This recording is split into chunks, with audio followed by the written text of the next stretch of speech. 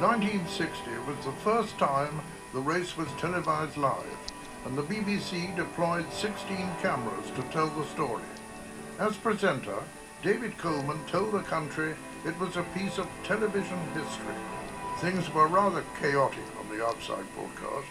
My nerves at being in the hot seat for the first time were amplified by a restricted view from my commentary position and an unreliable TV monitor. But somehow we got through to broadcast the race and tell the story of Merriman's victory, the first clear favourite to win for 33 years.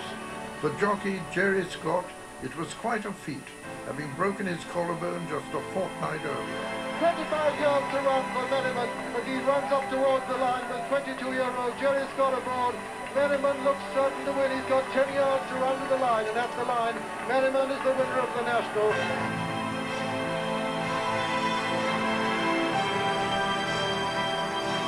Not many people can claim to have trained both the horse and jockey to Grand National glory, but Fred Winter could after the '65 National. J. Trump became the first American bred, owned and ridden horse to win the world's most spectacular race.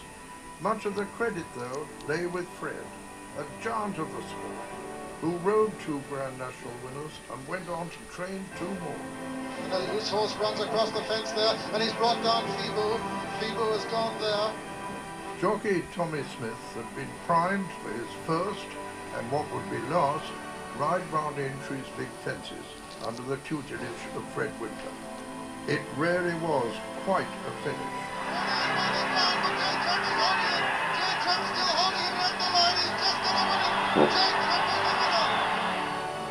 Winter had prepared the imported J. Trump to perfection for an emotional victory that further added to the legend of one of the sport's most dynamic figures.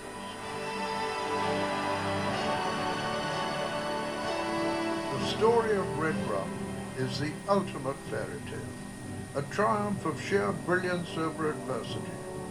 Rummy had had 3 different trainers before ending up at Ginger McCain's Southport Yard. He had bad feet and was leading an uncomfortable life, but a twist of fate led him to the man that trained on the sands of Southport Beach.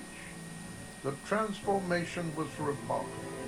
What happened next was pure Aintree magic. And so began his Grand National love affair. And at the line, Red Rum has just snatched it from Crisp, and Red Rum is the winner. Red Rum getting the ovation of his career. By the time 1977 came around, Red Rum's legend was ashore. But what followed catapulted him beyond his already iconic status to become part of the fabric of the British nation. The hair stood up on the back of my neck, and I called up words that are as true now as they were on the famous day. The 12-year-old Red Rum being preceded only by loose horses, being chased by Churchtown Boy. It's hats off and a tremendous reception. You've never heard one like it in Liverpool. Red Rum wins the National. Ginger McCain, good heavens above, may I congratulate you. What do you think about it now? I think it's bloody marvellous. Super. Yeah, Ginger.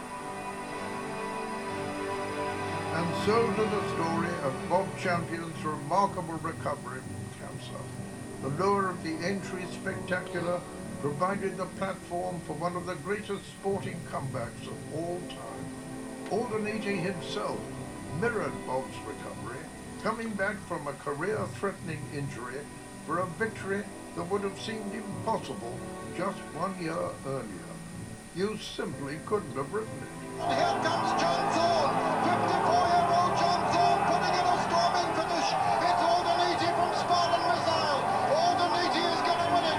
At the line, Alderney wins the National. The whole nation was captivated by such a heartwarming story. But beneath such gripping emotion, the influence of trainer Josh Gifford must never be forgotten. Josh had stood by Bob throughout his illness and provided him with the hope of fulfilling a dream that was to prove a perfect reality. Pure Hollywood. Bob, marvellous, marvellous, marvellous. Okay.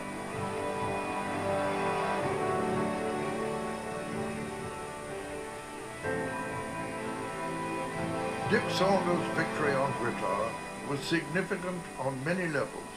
The amateur rider became the oldest to win the race, triumphing at the ripe old age of 48.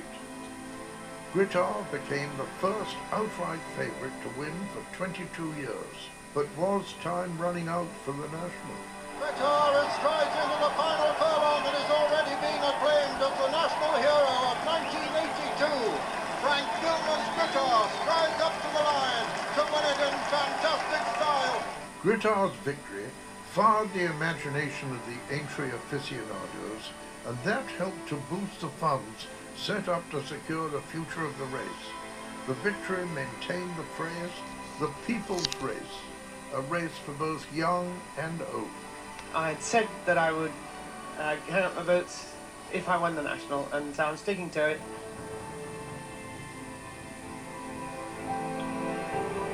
It was a desperately sad day when the race was abandoned following an IRA bomb scare in 1997. There were unprecedented scenes as the announcement came through that nobody wanted to hear.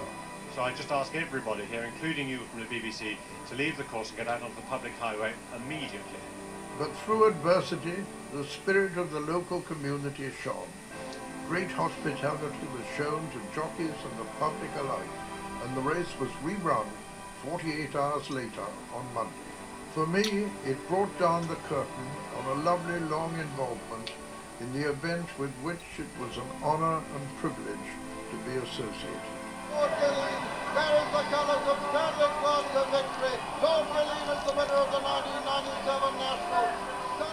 It is a delight to relive the past and to have the opportunity to wish the truly grand National an equally glorious future.